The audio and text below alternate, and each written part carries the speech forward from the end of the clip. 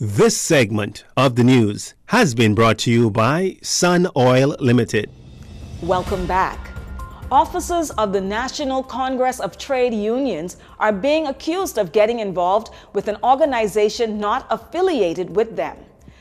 President of the Union of Tertiary Educators of the Bahamas, Daniel Thompson, speaking with Jcn News, says the Bahamas Union of Teachers is leading the effort to split the National Congress of Trade Unions by attempting to form a new organization while still being executives of the NCTUB. According to UTEB President, they include the NCTUB Treasurer and its Secretary General. Why are officers of the NCTUB engaged in efforts to support an organization that will be separate from the NCTUB? Why are officers in this executive supporting them? Mr. Thompson also contends that the unnamed organization seeks to name the Bahamas Union of Teachers as its president. He says the organization is campaigning to destroy the National Congress of Trade Unions. Why is the Secretary General's union involved in an organization that seeks to put BUT as its president, and she's the Secretary General of the NCTUB?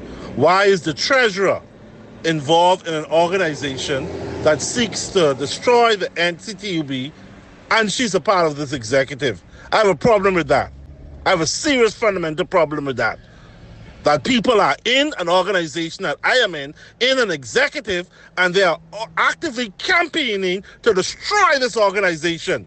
In his statement, Mr. Thompson questions, how can you remain an executive of an organization and at the same time be involved in destroying the organization? Now, Jcn News team reached out to the BUT president, Belinda Wilson. However, she declined to comment on the matter.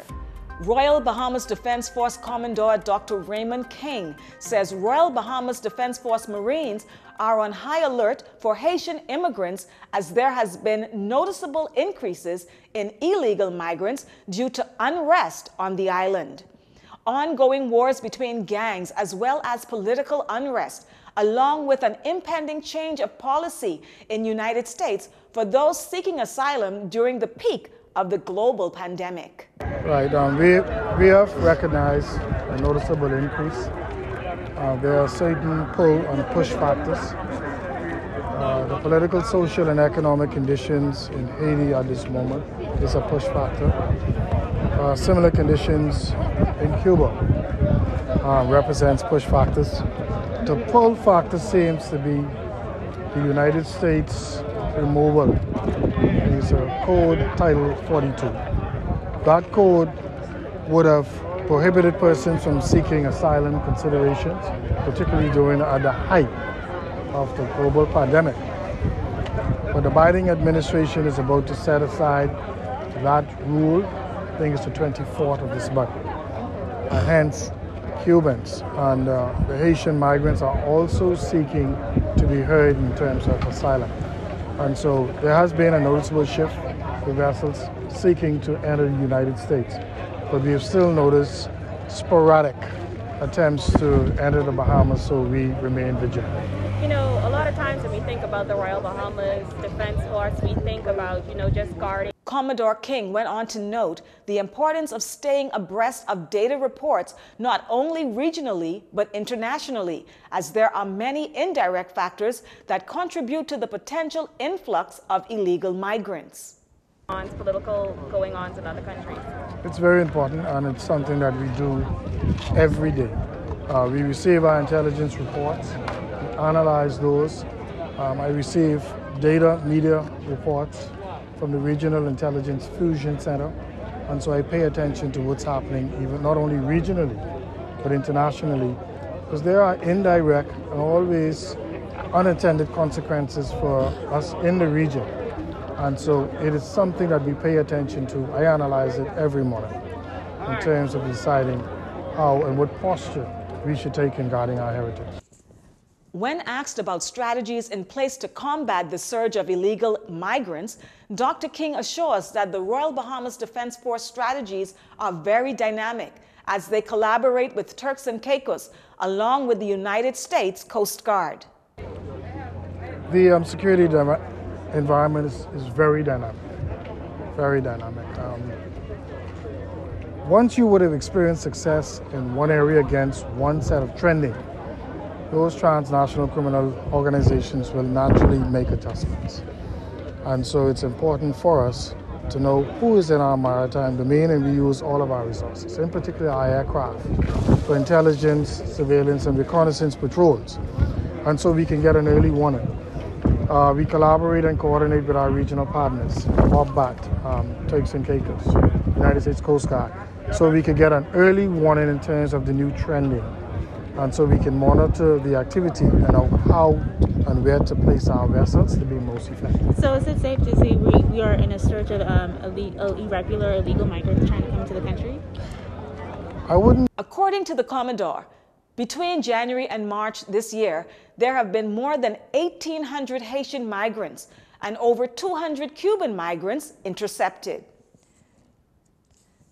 Now that said, in a social media post on Sunday that has since gone viral, Eleuthera native Jerome Delaveau is calling on the government, namely the Ministry of National Security, the Department of Immigration, and the Member of Parliament for North Eleuthera to do more to stop what he describes as the unchecked influx of illegal Haitian migrants into North Eleuthera, Harbour Island, and Windermere in particular. Mr. Delaveau describes the situation as madness, and he's further suggesting that there are some individuals who are allegedly making big money by assisting migrants with information on raids, providing them with cell phones and transportation. JCN will follow up this story and have more in a later report. The Ministry of Youth, Sports and Culture's Division of Youth officially announcing the spring sitting of its Youth in Parliament program. The 22-year-long Youth Empowerment Initiative saw the year's sitting preempted with virtual training seminars for the young parliamentarians, officially kicked off on Monday, May 9th, and culminates in a lively debate in the House of Assembly this Friday, discussing a wide range of topics, including mental illness and gender-based violence. The Division of Youth is proud to announce the spring sitting of Youth in Parliament. After a 2-year hiatus due to the pandemic, we are delighted to host in-person Youth in Parliament. We begin with a week of activities building to Friday, May 13th, when we descend on the halls of Parliament. Young speakers from all 39 constituencies have made application, have been interviewed and confirmed. 24 from Nassau and 15 from the Family Islands. The year's cohort will take part in various training seminars and courtesy calls, including a courtesy call to the Governor General at 10 a.m. today, a courtesy call to the Deputy Prime Minister, and a visit to the House of Assembly during today's session. For a private room viewing, the young cohort will also be treated to a courtesy call at the Office of the Prime Minister and Office of the Spouse on Thursday, May 12th. During his address at the press conference announcing the return of Youth in Parliament, Youth, Sports and Culture Minister Mario Bolag addressed the importance of the Youth in Parliament program. The Ministry of Youth, Sports and Culture, in association with the House of Assembly, provides them with such opportunity through the Youth Mock Parliament.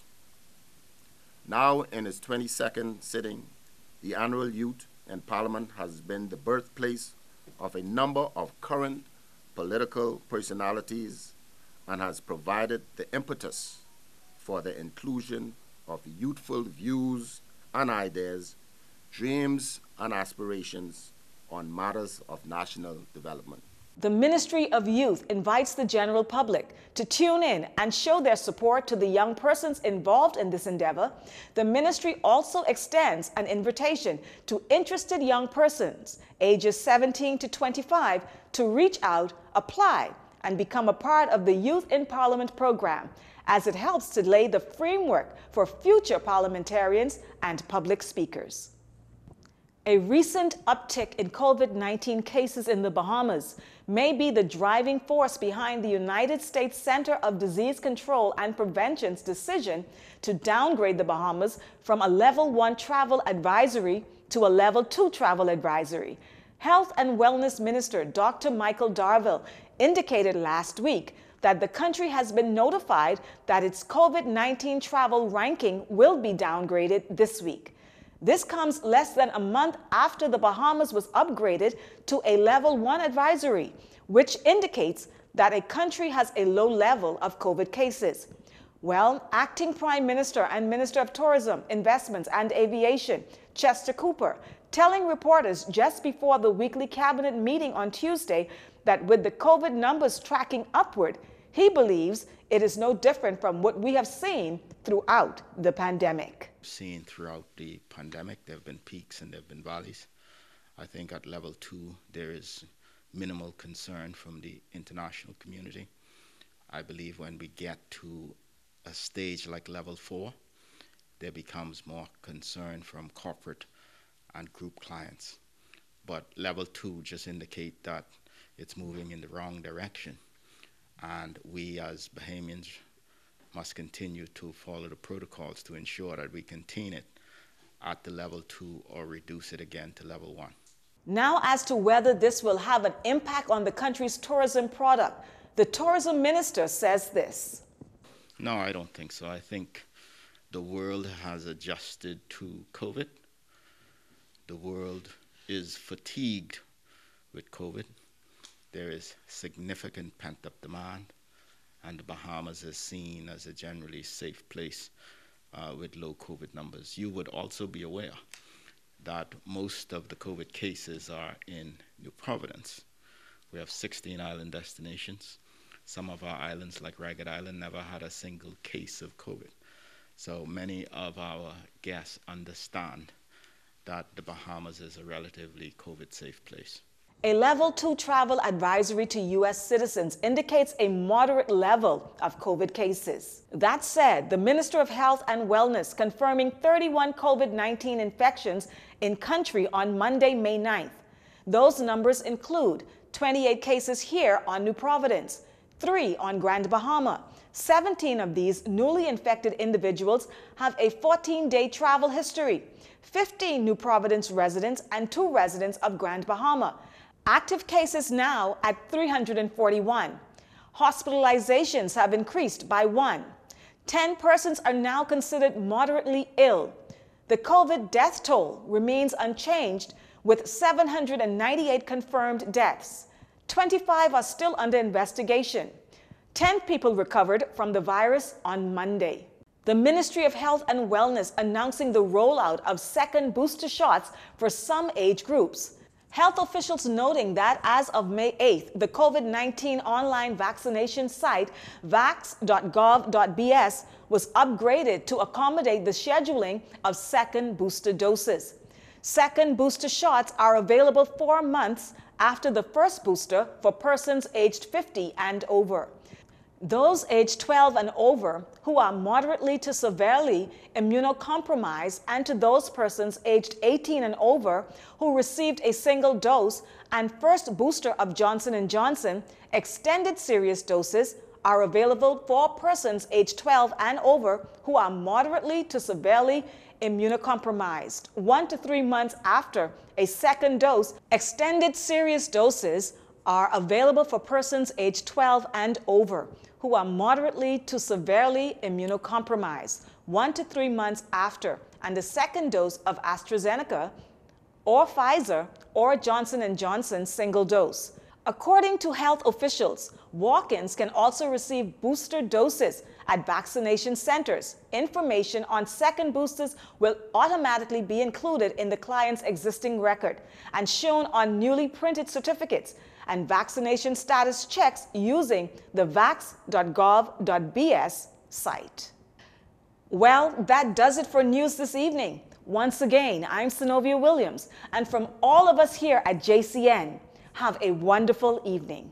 This segment of the news has been brought to you by Sun Oil Limited.